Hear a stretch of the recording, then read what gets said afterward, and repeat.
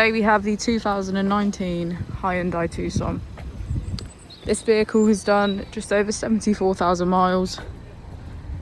It has an automatic transmission and a petrol fuel type.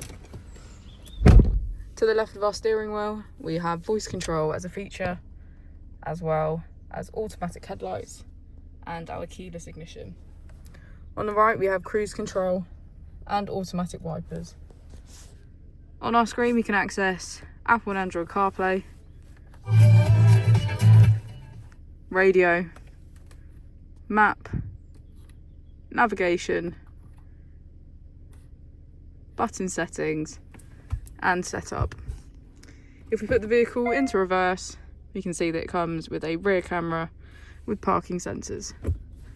Just below is our AC with heated seats on either side.